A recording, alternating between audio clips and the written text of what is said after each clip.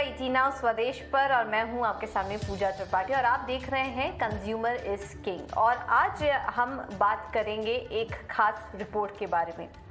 आजकल ज़्यादातर लोग ऑनलाइन शॉपिंग करना पसंद कर रहे हैं और ख़ास तौर पर हमने देखा कि जब से कोविड आया है तब से लेकर अब तक ऑनलाइन शॉपिंग का जो ट्रेंड है उसमें काफ़ी ज़्यादा बढ़त देखने को मिली है। लेकिन इस ऑनलाइन शॉपिंग के दौरान एक और चीज़ सामने निकल कर आई। कई बार लोग ऑनलाइन शॉपिंग के दौरान धोखे के शिकार हो रहे हैं और कई बार सामान नकली भी मिल जाता है। ऐसे में क्या किया जाए? दरअसल माना जा रहा है कि नकली और तस्करी से लाया गया सामान को ऑनलाइन पर बेचना काफ़ी आसान हो चुका है और यही वजह है कि ये मार्केट प्लेस ऐसे प्रोडक्ट्स का फेवरेट बन चुकी है और काफ़ी बड़ा इजाफा भी हमने इन प्रोडक्ट्स में देखा है। लेकिन ये फेक और स्मगल्ड प्रोडक्ट्स इकोनॉमी के लिए बेहद नुकसानदायक हैं। हमारी इकोनॉमी को किसी दीमक की तरह ये नुकसान पहुंचा रहे हैं। इस पर हमारा आज का शो बेस्ड है। शो की शुरुआत करने से पहले आपको एक बार ये रिपोर्ट दिखा देते हैं।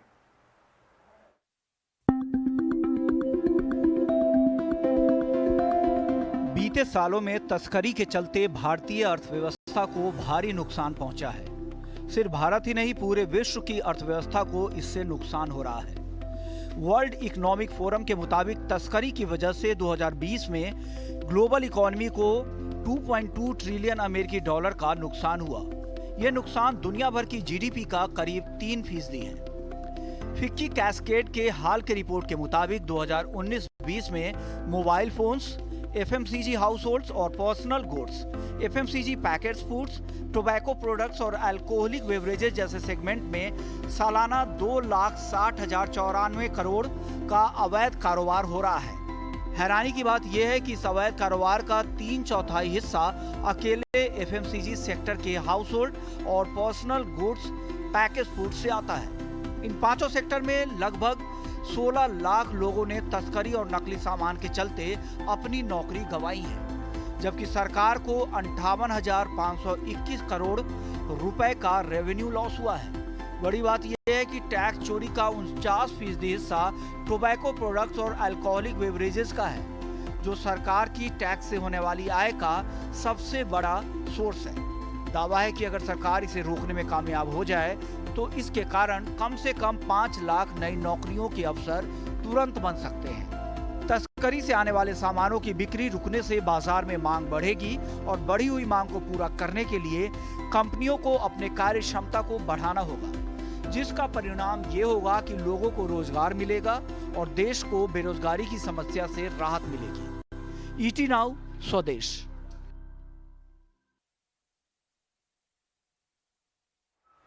बिल्कुल, तो तस्करी हो रही है, नकली सामान मार्केट में बिक भी रहा है, लेकिन ये बात सभी को पता है। लेकिन यहाँ पर सवाल ये उठता है और इस पर हमारा शो भी बेस्ड है और हम इस पर सवाल भी पूछेंगे कि तस्करी और नकली सामान की समस्या से निपटा कैसे जाए, कंज्यूमर तस्करी के सामान का पता कैसे लगाए और साथ ही साथ कंज्यूमर तस्करी के सामान को लेकर क्या कर सकता है, उसके अधिकार क्या हैं, ये आज हम इस शो में समझने की कोशिश करेंगे। और इस पर पूरी एक डिटेल एनालिसिस करने के लिए आज हमारे साथ एक्सपर्ट्स का खास पैनल भी मौजूद है। हमारे साथ इस वक्त मौजूद हैं अनिल राजपूत, चेयरमैन फिक्की। रेखा अग्रवाल जी भी हमारे साथ मौजूद हैं, वो लॉयर हैं जानी मानी। और कुछ ही देर में हमारे साथ पीसी झा जी भी जुड़ेंगे, फॉर्मर चेयरमैन सीबीआई। आप दोनों का ही बहुत बहुत स्वागत है शो पर। थोड़ी देर में पीसी झा भी जुड़ेंगे, उनको भी हम शामिल करेंगे। लेकिन अनिल जी, सबसे पहले सवाल आपसे होगा मेरा। आपसे जानना चाहेंगे, हमने पिछले साल से ही एक एंटी स्मगलिंग डे मनाना शुरू किया। सरकार और तमाम एजेंसीज इस समस्या को लेकर कदम उठा भी रही हैं, लेकिन देखते ही देखते ये जो मार्केट है ये 2,60,000 करोड़ का हो चुका है। इसके पीछे आप वजह क्या देख रहे हैं? क्या हमने देर लगा दी इस समस्या को ढूंढने में, पता लगाने में, या फिर कोविड के दौरान ये जो लॉकडाउन लगा और ऑनलाइन शॉपिंग का ट्रेंड बढ़ा, इसमें ये समस्या ज़्यादा बढ़ गई? आप इसको कैसे देख रहे हैं और इस रिपोर्ट में क्या कुछ अहम बातें हैं जो कि आप इस वक्त हाईलाइट करेंगे?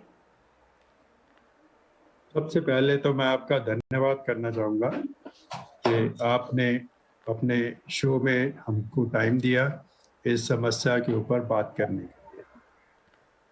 ये समस्या बहुत गंभीर है और ये सिर्फ हिंदुस्तान में नहीं है, ये समस्या सारे विश्व में है और सारा विश्व इससे जूझ रहा है, क्योंकि जो लोग नकली सामान बनाते हैं उनका एक एजेंडा होता है।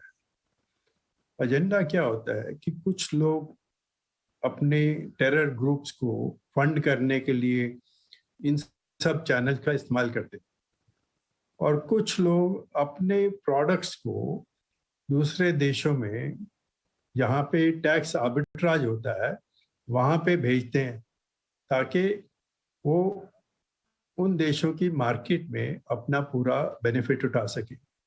और तीसरी चीज होती है जहाँ कुछ देश आपकी अर्थव्यवस्था को डगमगाने के लिए वहां से सामान आपके देश में भेजते हैं, क्योंकि जब नकली सामान आता है तो आपकी अर्थव्यवस्था को 3 तरीके से नुकसान होता है। एक तो आपका सरकार का रेवेन्यू नहीं मिलता है, दूसरा आपकी लीगल इंडस्ट्री को नुकसान होता है और तीसरा जो जॉब्स अपने देश में होनी चाहिए वो सारी जॉब्स दूसरे देश में हो जाती हैं, क्योंकि मैन्युफैक्चरिंग इन सब प्रोडक्ट्स ही उन कंट्री में होती है, उनका इनपुट्स भी उसी कंट्री का यूज होता है। सो इस प्रकार से ये मल्टीप्लायर इफेक्ट हो जाता है इन सब इलिसिट ट्रेड से। सो ये गंभीर समस्या है और मैं ये कहना चाहूँगा कि हमारी सरकार इसको कल काफ़ी तरीके से हैंडल करने की कोशिश कर रही है। एनफोर्समेंट एजेंसीज लगी हुई हैं, उन्होंने काफ़ी अच्छी सफलता हासिल करी है पिछले कुछ वर्षों में और मुझे पूरी उम्मीद है कि आगे जैसे जैसे वक्त गुजरेगा हम इस समस्या का समाधान कर पाएंगे काफ़ी हद तक। इसको पूरा ख़त्म करना बहुत मुश्किल है, क्योंकि जो इंसेंटिव है, जो कस्टमर को इससे इंसेंटिव है, उसको पूरी तरह दूर करना बड़ा मुश्किल है, क्योंकि जो लोग अवैध सामान बनाते हैं उनका कोई R&D पे खर्चा नहीं होता, कोई मार्केटिंग पे खर्चा नहीं होता, किसी प्रकार की वो रूल रेगुलेशन फॉलो नहीं करते हैं। और टैक्स नहीं देते हैं, टैक्स की पूरी चोरी करते हैं। इस प्रकार ऐसे लोगों के साथ पूरी तरह से compete करना और एलिमिनेट करना हमेशा चैलेंज है। लेकिन अगर सब मिलकर काम करें और स्पेशली अगर कंज्यूमर साथ आ जाए तो हम इस समस्या का बहुत समाधान ढूंढ सकते हैं।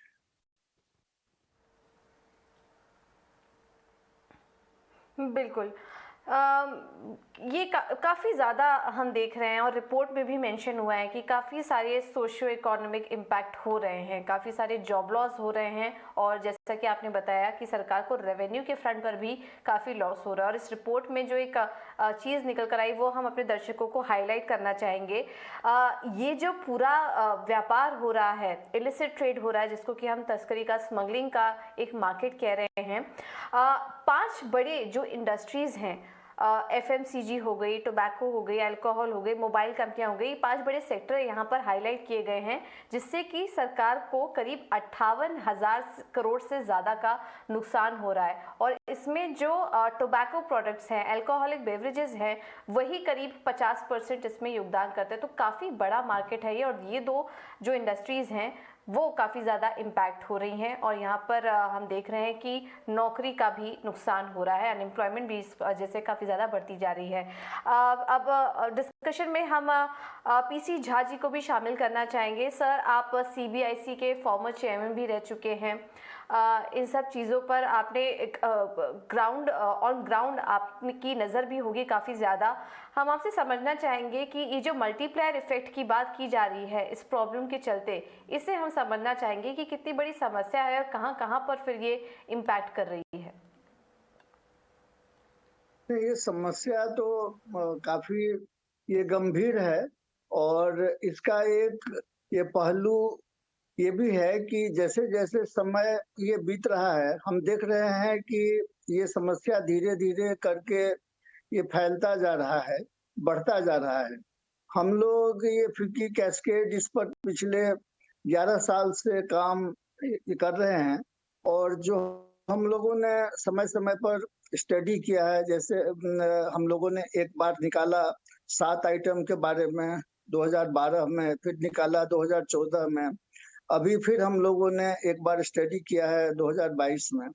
तब हम देखते हैं कि बहुत तेजी से ये बढ़ रहा है, और इसका जब तक सब लोगों का इसमें सहयोग नहीं होगा, तब तक इससे डील करना बहुत ही मुश्किल है। इसमें जो सरकार की ये पॉलिसी है, खास करके टैक्स के बारे में जो पॉलिसी है, उस पर वो ध्यान देने की जरूरत है। ये सरकार को, इंडस्ट्री वाले जो हैं उनको जितना सहयोग ये करना चाहिए इस समस्या के निदान के लिए, हम पाते हैं कि वो भी नहीं उतना सहयोग ये करते हैं जितनी अपेक्षा है उन लोगों से। उसके साथ ही जो ये कंज्यूमर हैं, क्योंकि सबसे ज्यादा इसका नुकसान जो है वो कंज्यूमर्स का है। वो असली सामान के लिए दाम देते हैं और उनको नकली सामान मिलता है। नकली सामान का जो वो क्वालिटी है वो खराब होता है। उससे कुछ सामान जो खाने पीने की चीज है, उससे उनका स्वास्थ्य भी खराब होता है और उनके जान को भी खतरा हो जाता है।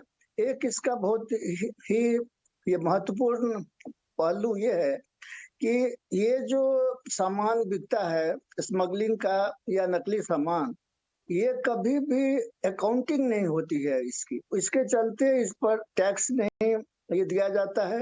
ये सारा पैसा रहता है ये ब्लैक मनी में, और फिर उस पैसे से दूसरे जो क्रिमिनल काम है, जैसे खासकर के टेररिस्ट एक्टिविटी है, उसको फाइनेंस किया जाता है।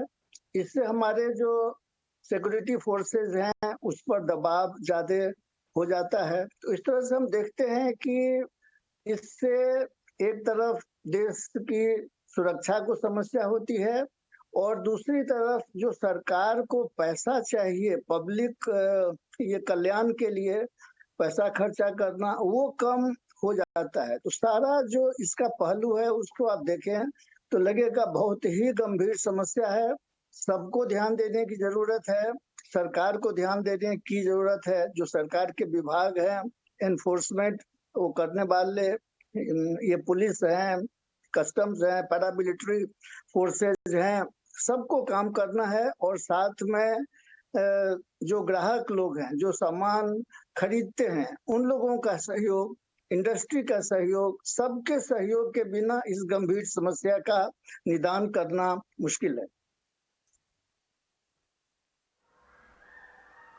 बिल्कुल।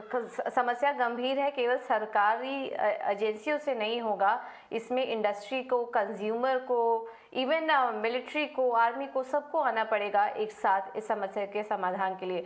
थोड़ा ये जो प्रॉब्लम है इसके कानूनी पहलू भी समझने की कोशिश करते हैं। Rekha ji, thank you so much समय देने के लिए अपना 18 आवर्स प्रदेश को।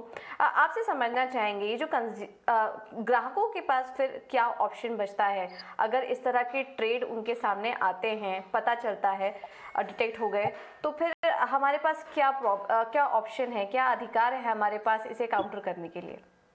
देखिए, जैसे पहले 2 स्पीकर्स ने बोला अभी कि मिस्टर राजपूत ने भी बोला, मिस्टर झा की भी मैंने बातें सुनी। जो समस्या तो बहुत ही ज्यादा गंभीर है, पर इसके साथ साथ जो एक सिल्वर लाइनिंग है वो ग्राहकों के लिए, उपभोक्ता के लिए, वो ये है कि हमारे देश के अंदर एक बहुत ही पुख्ता कानून बना हुआ है जिसको हम उपभोक्ता संरक्षण कानून कहते हैं, कंज्यूमर प्रोटेक्शन एक्ट। तो ये 1986 में बना था, उसका संशोधन हुआ 2019 के अंदर। जो अभी हाल के अंदर जो कानून आ रखा है, संशोधन होने के बाद में कंज्यूमर प्रोटेक्शन एक्ट 2019, उसके अंदर इस तरह की बातों को डील करने के लिए साफ तरीके से प्रावधान बना हुआ है। और जब भी किसी कंज्यूमर को लगता है कि उसको वैल्यू फॉर मनी नहीं मिली है, सबसे सीधी बात यह है कि बिना कानूनी बड़े बड़े शब्दों का इस्तेमाल करे हुए, आपके जो दर्शक हैं उनके लिए मैं बोलूं कि जो भी व्यक्ति कोई सामान खरीदता है या कुछ सेवाएं खरीदता है, अपना पैसे देके खरीदता है, तो उसको ये कानूनी तौर पे अधिकार है कि उसको वो सामान खरीदने से या वो सेवाएं खरीदने से उसको सेटिस्फैक्शन मिलनी चाहिए। मतलब उसकी जब तक उसको सेटिस्फैक्शन नहीं होती कि हाँ मुझे सही तरीके से मेरी चीज मिल गई है, जितना मैंने पैसा खर्चा उसके लिए मेरे को वैल्यू फॉर मनी मिली है, तो वो उसको कंप्लेन करने का अधिकार है। और ये उसका संविधानिक अधिकार है कि अगर वो अपनी जो जीवन को सही तरीके से बिताना चाहता है, right to live with dignity, और अपना जो एक स्वच्छंद तरीके से सिर उठा के हर तरह की जो उसके पास में फैसिलिटीज जो अपने जो उसका सामर्थ्य है, अगर उसके हिसाब से जीना चाहता है और उसके बाद पैसा खर्च के कोई चीज खरीदता है, तो उसका अधिकार है कि उसको उसकी सेटिस्फेक्शन होनी चाहिए। अगर उसको उससे तसल्ली नहीं है तो उसके बारे में कंप्लेन कर सकता है। कंज्यूमर प्रोटेक्शन एक्ट 2019 के तहत कोई भी व्यक्ति, कोई भी उपभोक्ता जो कोई सामान खरीदता है या कोई सेवाएं खरीदता है और उसको खरीदने के बाद में उसके अंदर उसको कोई कमी नजर आती है या उसको लगता है कि व्यापार करने का गलत अनुचित व्यापार हो रहा है, तो उसके बारे में या तो वो अपने आप एक कंज्यूमर प्रोटेक्शन एक्ट के तहत कंज्यूमर कोर्ट जो है डिस्ट्रिक्ट लेवल या स्टेट लेवल या नेशनल कमीशन, जहां पर भी उसकी जुरिडिक्शन बनते है, उसके क्षेत्राधिकार बनता है, उसके हिसाब से वो कंप्लेंट को कर सकता है। शिकायत करने के लिए उसको किसी भी वकील को भी करने की जरूरत नहीं है। यहाँ तक कि हमारी सरकार ने जो मुहिम चला रखी है वो है जागो ग्राहक जागो, जिसका मतलब ये है कि हमने बहुत सारी अपेक्षाएं हम दूसरे लोगों से कर रहे हैं कि सरकार को ये करना चाहिए, इंडस्ट्री को ये करना चाहिए, मिलिट्री को ये करना चाहिए, पर साथ साथ सरकार ये भी अपेक्षा करती है कि उपभोक्ताओं को भी कुछ करना है। और उपभोक्ताओं को क्या करना है, ग्राहक को क्या करना है कि उनको जागरूक होना है अपने अधिकारों के बारे में। और अगर वो कोई भी चीज उनके सामने आती है और उसको नजरअंदाज कर देते हैं और कहते हैं अरे छोड़ो कोई बात नहीं, इसके बारे में कौन शिकायत करेगा, कौन कोर्ट कचहरी के धक्के खाएगा, अरे छोड़िए ये तो बहुत समय का और वेस्टेज होएगा, पैसे का वेस्टेज होएगा, चलिए इस चीज को हम फेंक देते हैं, है नो, उससे सोल्यूशन नहीं निकलता। कोई भी चीज को नजरअंदाज करने से उसका सोल्यूशन नहीं निकलता। कंज्यूमर्स को खुद जागरूक होना है और उसके लिए उनको जैसे ही कुछ इस तरह की उनके सामने मुसीबत आती है उसको उनको टैकल करना चाहिए। ऐसा नहीं कि उसको हटा दो, उसको बंद कर दो और उसको हम फेस नहीं करें। तो या तो वो कंज्यूमर प्रोटेक्शन एक्ट के तहत कंज्यूमर कोर्ट में कंप्लेन करें, या उसके लिए वकील भी अगर नहीं करना चाहते या कोर्ट नहीं जाना चाहते, आप उसकी ऑनलाइन भी कंप्लेंट कर सकते हैं। और वो ऑनलाइन कंप्लेंट किसी भी सामान के बारे में हो सकती है, चाहे वो आपने जाके बाजार से खरीदी हो या आपने उसकी ऑनलाइन शॉपिंग करी हो। जैसे कि आपने बताया कि कोविड के दौरान और कोविड के बाद में एक जो पैटर्न है वो बदल गया है उपभोक्ताओं का, कि वो बाजार जाने की जगह घर में ही बैठे बैठे अपने सामान को अपने मोबाइल के ऊपर फोन को इस्तेमाल करते हुए बुक करना चाहते हैं, और उसको कई बार बाजार से सस्ता मिल जाता है वो सामान, और बाजार भी नहीं जाना पड़ता, घर के अंदर ही आ जाता है वो सामान। तो इसलिए अपनी जिम्मेदारियों को, ग्राहकों की भी बहुत बड़ी जिम्मेदारी है, वो है जागरूक रहना। सबसे पहले तो सतर्क रहना। कोई भी चीज अगर आपको सस्ती मिल रही है, अगर आपको लगता है कि बहुत ज्यादा सस्ती मिल रही है, तो आपको सावधान हो जाना चाहिए, क्योंकि कोई भी व्यक्ति जो है, कोई भी इंडस्ट्री जो है, आपको अपना मतलब नुकसान खा के कोई चीज नहीं बेचने वाली है। तो अगर कोई अनरियलिस्टिक प्राइस आपको नजर आती है तो उसके बारे में आप सतर्क होइए, लालच में मत पड़िए कि अरे भैया तो बहुत सस्ती मिल रही है।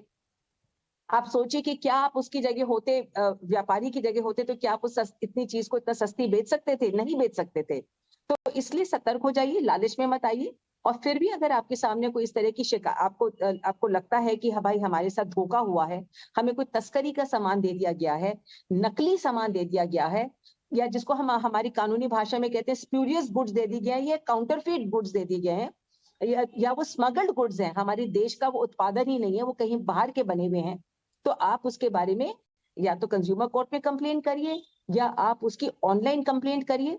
और सबसे पहले जो सबसे आसान तरीका है कि आप कंज्यूमर हेल्पलाइन है, सरकार ने कंज्यूमर हेल्पलाइन बना रखी है, आप कंज्यूमर हेल्पलाइन के ऊपर अपनी शिकायत को दर्ज करिए। और अगर आपको कोई ऐसी चीज, खास करके कोई खाने पीने का पदार्थ है जो आपके स्वास्थ्य को जो है और हानि पहुंचा सकता है, या कोई कॉस्मेटिक गुड्स हैं, या कोई इस तरह की दवाइयां हैं जो आपके शरीर के, आपकी स्किन को खराब कर सकती हैं, सेहत को खतरा कर सकती हैं, या जैसे कोई टबैको है या अल्कोहल है, ये चीजें आपकी सेहत के लिए भी बहुत ज्यादा हानिकारक होंगी, तो इसके बारे में कंज्यूमर हेल्पलाइन पे भी फोन करिए। और तुरंत जाके जो सबसे आसान 1 मिनट का काम लगता है वो है 100 नंबर पे फोन करिए, पुलिस में कंप्लेंट करिए। पुलिस उसके बारे में संज्ञान लेगी, कंज्यूमर कोर्ट्स भी जो उसका संज्ञान लेगी अगर आप कंज्यूमर हेल्पलाइन पे दर्ज करते हैं। और अगर आप वाकई में कुछ करना चाहते हैं इसके बारे में, तो सरकार ने एक अथॉरिटी का गठन किया है 2019 के कानून के तहत, जिसको कहते हैं CCPA, central consumer protection authority. आपको सिर्फ इतना ही काम करना है कि उनको इन्फॉर्म करना है, चाहे चिट्ठी से इन्फॉर्म करिए, चाहे आप ईमेल से इन्फॉर्म करिए कि देखिए साहब हमारे सामने इस तरह की कठिनाइयां आ रही हैं, इस तरीके से हमें कोई धोखाधड़ी हमारे साथ हुई है, झूठा नकली सामान दिया गया है, स्मगल्ड सामान हमारे को दिया गया, तस्करी का सामान है। और सीसीपीए जो है वो आपके बिहाफ के ऊपर उस समस्या का संज्ञान लेते हुए अपने आप डिस्ट्रिक्ट मैजिस्ट्रेट की लेवल के ऊपर उसकी इंक्वायरी कराएंगे। तो कुल मिला के मैं यही कह सकती हूँ आपके दर्शकों के लिए कि देखिए आपके अधिकार भी हैं पर उसके साथ साथ आपकी जिम्मेदारियां भी हैं, और ग्राहकों को खुद जागरूक रहना चाहिए और अपनी लड़ाई जो है उसको लड़ना चाहिए। अपनी आपकी लड़ाई लड़ने के लिए और कोई भी नहीं आने वाला है, आपको अपनी लड़ाई लड़ने के लिए तैयार रहना चाहिए और हिम्मत से उस कंप्लेंट को आगे बढ़ाइए और उसका देखिए कि उसका कोई समाधान होता है कि नहीं होता है।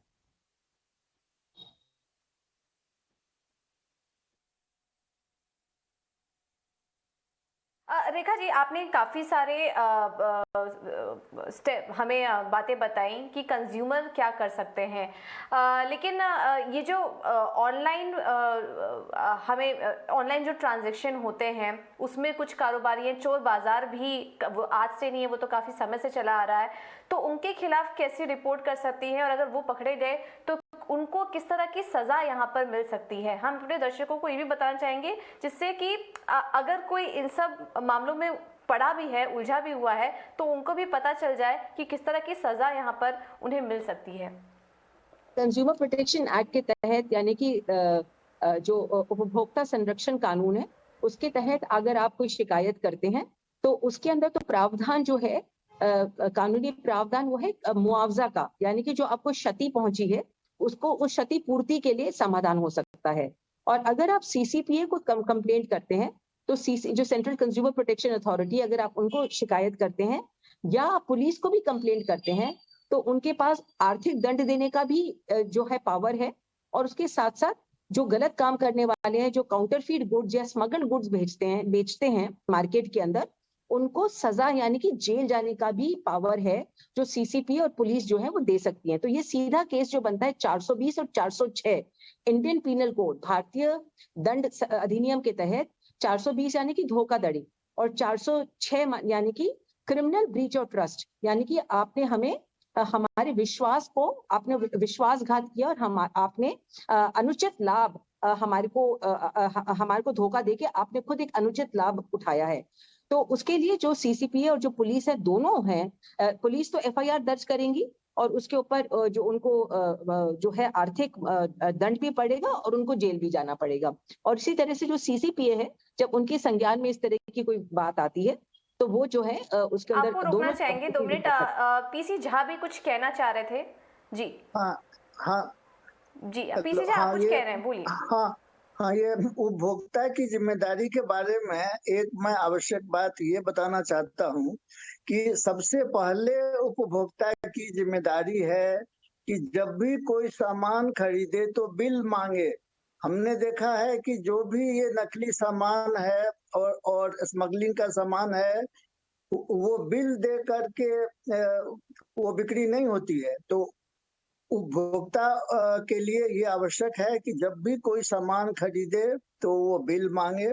और हमारे अध्ययन में ये भी पता चला है कि उपभोक्ता यदि बिल मांगता है सामान खरीदने के समय में तो काफी हद तक करीब समझिए तो 70% या ये 75% समस्या का समाधान उपभोक्ता के सिर्फ एक इस सहयोग से हो सकता है। तो इस बात का हम लोग फिकी कैस्केड की ओर से काफी इस बात को जब हम सेमिनार करते हैं देश में, ये जगह जगह में जा करके तो लोगों को बताते हैं। लेकिन जो भी संस्था ये उपभोक्ता के साथ वो जुड़े हुए हैं उन लोगों को चाहिए कि उपभोक्ता को ये बात बताएं कि ये बहुत ही आवश्यक उनका योगदान है, सामान खरीदते के समय में वो बिल मांगे। बिल्कुल। अनिल जी, एक क्लोजिंग कमेंट आपसे लेना चाहेंगे। बार बार बात हो रही है ऑनलाइन ट्रांजैक्शन की, और कहीं ना कहीं ऑनलाइन ट्रांजैक्शन जब से बढ़े हैं वो काफ़ी ज़्यादा इसमें कंट्रीब्यूट कर रहे हैं, ये जो पूरा मार्केट है उसमें। आपका क्या व्यू बन रहा है, और यहाँ पे जो ऑनलाइन ट्रांजैक्शन है उस पर कड़ी से कड़ी नज़र रखी जा सके, इस चीज़ को रोका जा सके, उसके लिए सरकार को, उपभोक्ताओं को, जितनी भी एजेंसीज हैं, उन्हें क्या करना चाहिए कि कड़ी नज़र इस पर रखी जा सके? ऑनलाइन जितने भी सिस्टम्स हैं उसके लिए सरकार ने काफ़ी सख्त रूल बनाए हैं अभी रिसेंटली, और अल्टीमेटली ये कंज्यूमर की जिम्मेवारी कि अगर उसको कोई नकली सामान आता है तो वो उसकी कंप्लेंट करे। अब और सिर्फ कंप्लेंट इतनी नहीं करे कि मेरा सामान खराब है, जैसे अभी बताया गया है कि सरकार ने एक अथॉरिटी बनाई है, अथॉरिटी को भी कंप्लेंट करे। वो जिस भी संस्था के थ्रू, जो भी ई कॉमर्स प्लेटफॉर्म के थ्रू वो सामान आ रहा है, उसके बारे में भी जागरूकता लाने की ज़रूरत है अथॉरिटी के पास, ताकि उनके अगेंस्ट भी कार्रवाई हो सके, और वो भी फिर अपने आप जागरूक होंगे और अपने सिस्टम्स को स्ट्रेंथन करेंगे ताकि ऐसी चीज़ें वहाँ पे ना मिले। बिल्कुल जी, बिल्कुल। जी अनिल जी, बहुत बहुत शुक्रिया आपका समय देने के लिए। पीसी झा जी, आपका भी बहुत बहुत धन्यवाद, और रेखा जी, आपका भी बहुत बहुत शुक्रिया समय देने के लिए, और इस पूरे डिस्कशन में अपने इनपुट्स देने के लिए, और हमारे ग्राहकों को भी जागरूक करने के लिए आप तीनों का ही बहुत बहुत धन्यवाद। तो प्रॉब्लम भी है, लेकिन इसके सॉल्यूशंस भी काफ़ी सारे हैं जो कि इस डिस्कशन के दौरान यहाँ पर सामने निकल कर आए हैं। सतर्कता और जागरूकता, ये दोनों ही बहुत ज़रूरी है। इस नोट के साथ मुझे दीजिए इजाज़त। नमस्कार।